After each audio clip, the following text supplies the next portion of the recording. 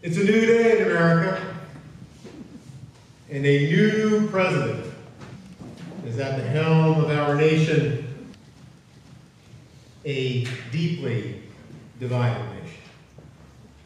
Depending on who is asked, our nation is looking to the future with anticipation, ambivalence, apathy, apprehension, anxiety, alarm. Now, I did not watch Friday's inauguration ceremony, but I certainly spent the day thinking about inauguration and what that means. Our American democracy, like much of our English language, is rooted in the ancient Greek and Roman worlds. Inauguration was an incredibly important and central part of Roman culture, and it was all about correctly reading what signs the gods were sending about the future. You see, more than 2,000 years ago, an augur, the plural is auspices, was a religious official in ancient Rome who foretold events by interpreting omens. As scholar William Smith explained, no transaction took place in ancient Rome, either of private or public nature, without consulting the auspices. Marriages, building projects, business transactions, military campaigns, and even when ships sailed out of the safety of harbor into the open and sometimes unforgiving ocean, were all determined by this reading of signs by the augurs. A time was either auspicious or inauspicious for new undertakings. Diviners of the future around the world through the ages have read signs in a variety of different ways, reading human palm lines, reading playing cards, the entrails of sacrificial victims, animal bones, and of course, the stars. The ancient Roman augurs predicted the future by reading the flight of birds. The words augur and auspices are from the Latin auspicium, which literally meant one who looks at birds.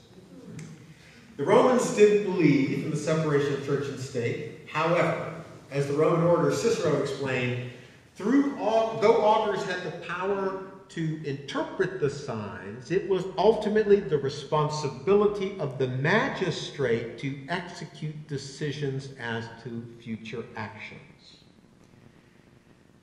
The religious officials could misinterpret the signs, which was a very serious offense in the Roman world, but they could also interpret the omens correctly, and those in a position of power might fail to heed their warnings and act appropriately. Friends, let's forget for just a moment what happened on noon Friday on the steps of the Capitol building. I'm going to offer you my own inauguration today in the best tradition of Roman religion. I have not been looking at birds. I have been watching and listening to people. I am here today to interpret for you the omens that I have seen. I was telling a friend of mine about this sermon over dinner the other night, and she said, "Your title sounds a little ominous." I told her that not every new beginning is auspicious. Sometimes the omens appear threatening and potentially harmful. Sometimes the signs we are called to divine are in fact warnings. Today marks the 44th anniversary of the United States Supreme Court's historic Roe v. Wade decision, which legalized abortion in this country.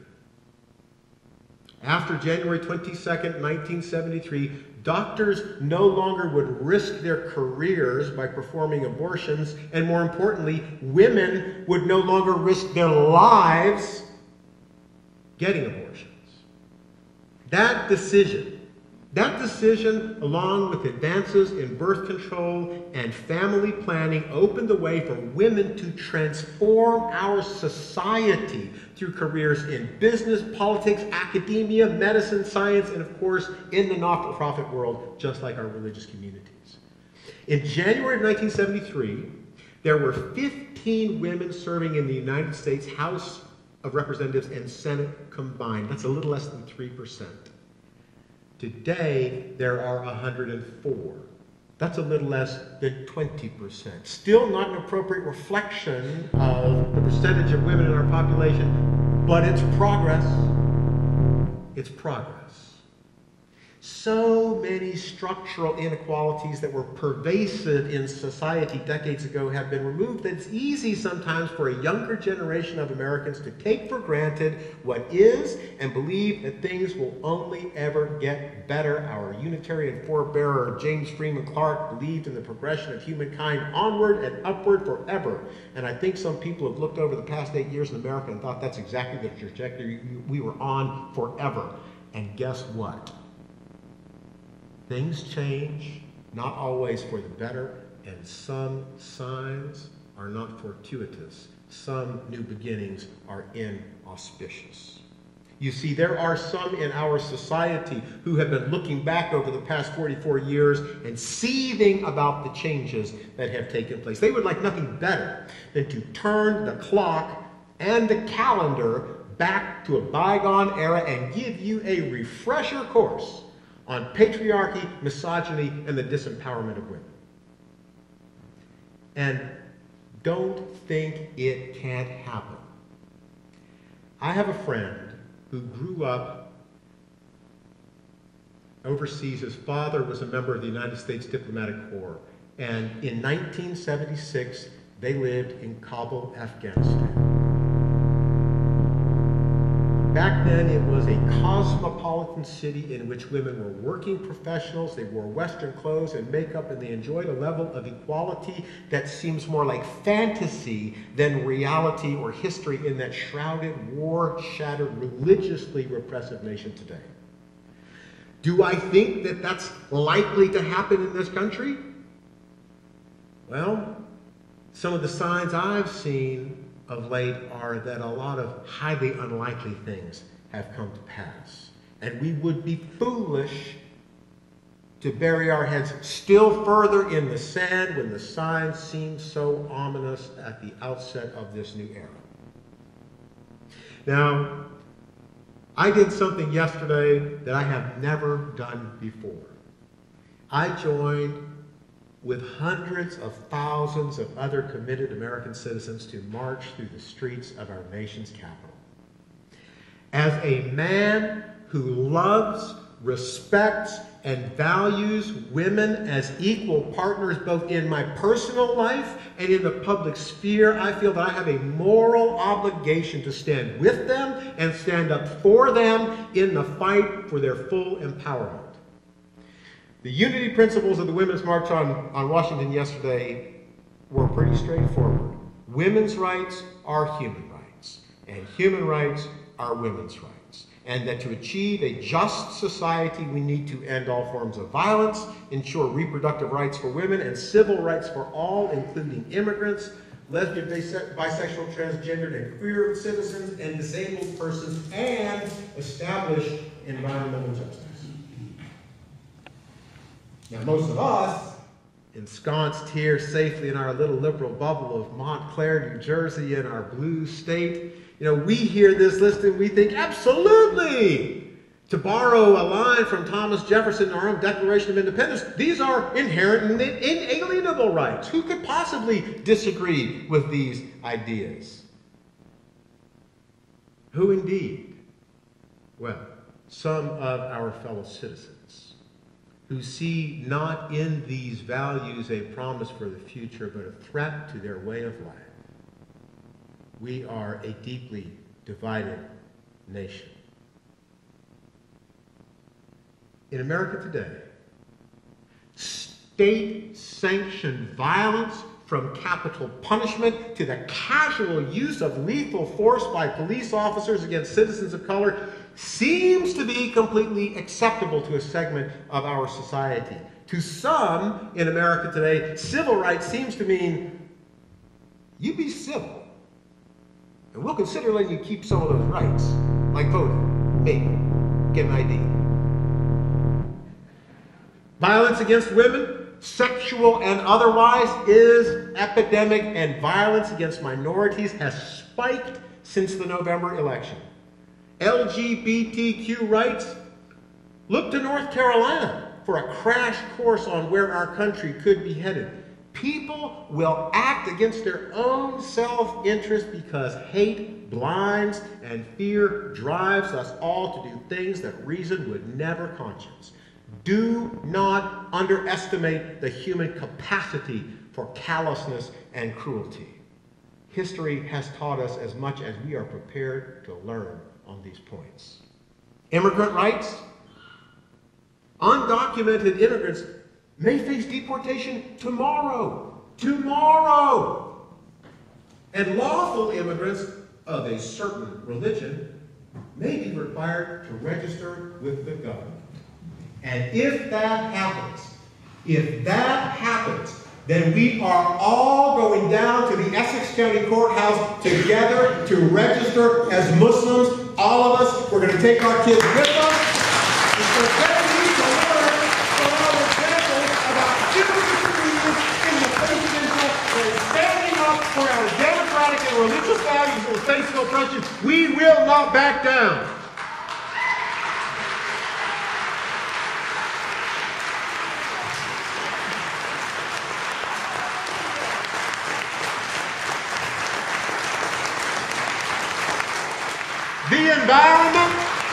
The environment, great God, we have religious fundamentalists, resource plunderers, water poisoners, and climate change deniers who apparently see the earth as nothing more than a launching pad to the afterlife. And some of them are going to be in charge of the Department of the Interior and the Environmental Protection Agency. I don't know what signs anybody else is seeing out there, but when I inaugurate, it does not seem auspicious.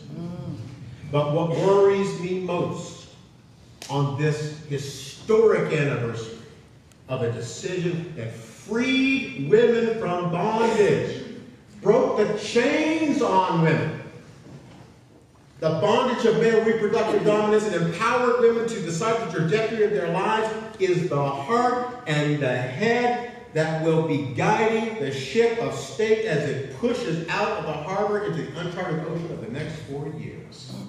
Oh, our captain. When we speak of empowerment, the most basic power is that of self-determination, and that begins with having control over your own body. What happens to it, and for women, what happens inside it.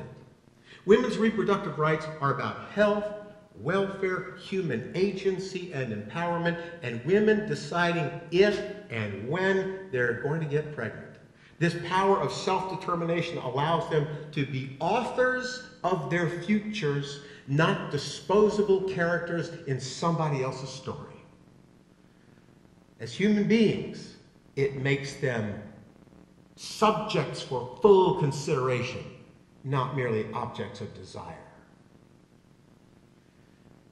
Women I know and love, friends, colleagues, congregants, have chosen to terminate pregnancies. I have counseled them, I have cried with them, I have consoled them. They were and are, every one of them, good people who made a wrenchingly difficult decision about their futures. What I or anyone else thinks about their choice is irrelevant, because they must be empowered to have control over their own bodies inside and out. I will fight to the last to preserve a woman's right to choose to terminate a pregnancy. I will not surrender that right. And there is a well-orchestrated and relentless campaign underway to overturn the Supreme Court's Roe v. Wade decision. Now, I have testified alongside Planned Parenthood before state legislature to fight back 2 bills that would have restricted a woman's right to choose. We won that battle. I fear we are losing the war. After nearly 16 years of spilled blood and treasure battling extremists who view women as livestock in the mountains of Afghanistan, we are soon to learn that religious fundamentalism is a mindset that can be rooted in anybody's religious text. The Taliban is alive and well in America, and they are not immigrants, and they are carrying Bibles. The forces that would dismantle the foundation of our liberal democracy are powerful, organized, well-funded, determined, and emboldened. They believe they have a champion in our new vice president, and they see an indifferent and easily distracted executive in our new president. What I see in that executive is a man with a mixed track record that tilts toward Omens. He has hired women to manage significant projects in his private business, and many of them speak well of him as a boss and a mentor. But he chose only 2 women to his 15-member cabinet, one of whom is alarming, if not entirely unqualified. His daughter is clearly a strong, smart, capable professional who has benefited from his support and encouragement, and he has a public record of insulting, dismissing, demeaning, ridiculing, bullying, and verbally attacking women who dare to stand up to him. The climate and tone of civil discourse in the society is set by its leaders at the top. To speak of grabbing a woman by a part of her anatomy like it was the handle of a suitcase is unbecoming of any self-respecting man, let alone the leader of the free world. It is juvenile and vulgar at best. It is advocating aggravated sexual assault at worst.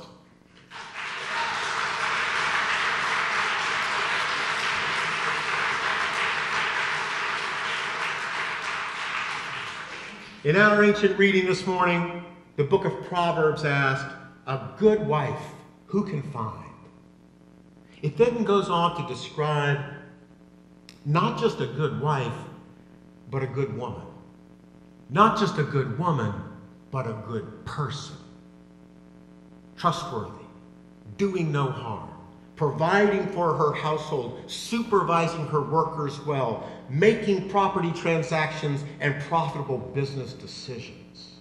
Sounds like some of the women I know who are leading our society in a variety of capacities so well and so faithfully today, the women that I love, admire, and respect. She girds her loins with strength and makes her arms strong. She opens her hands to the poor and reaches out her hands to the needy. Strength and dignity are her clothing. She opens her mouth with wisdom, and the teaching of kindness is on her tongue. This describes a woman of power and substance, a woman who is wise, just, and kind, a valued and equal partner in every human enterprise. And we are told she is far more precious than jewels. Not because she's a beautiful object like a runway model or a pageant contestant. She's no object to be groped, grabbed, ridiculed, and bullied because she stands up for herself and speaks out against injustice. Strength, dignity, wisdom, and kindness, these ought to be in the job description for President of the United States. And make no mistake, our presidential election is a popularity contest. You know, if the second runner-up in the Miss America contest was given the crown, some people would be tweeting their outrage over the rigged system. So sad. 2 days into this new national enterprise, when it comes to women's rights, we have already lost ground. Fear and the threat of oppression have descended on this country like a burqa falling across the shoulders of a frightened Afghan woman. But friends, I have seen other signs. I have seen other signs, and some of them were hoisted high over the heads of proud, strong, wise women Some of them I heard sung out in the voices of the men and women working and walking together. And some of those signs, well, they're just the lives lived and the bodies out in the street. People making signs of their personhoods for the whole world to see, demanding to be respected and honored and recognized. What I saw in Washington, D.C., what was on display all across our country, from Manhattan to Los Angeles, all across the world, from Europe to Antarctica, was a body of humanity that was not going to quietly and passively accept the dismantling of our democracy and the state-sanctioned assault on women's rights and their bodies. We must all gird our loins with strength and make our arms strong, for we have work to do. Our nation needs us, our children need us, the world needs us, and God knows tomorrow's women need us to rise to the challenge before us and defend the rights that others have sacrificed so much to secure for us. As Carter Hayward said in our reading earlier, God is nothing other than the eternally creative source of our relational power, our common strength, a God whose movement is to empower, bringing us into our own together, a God whose name in history is love.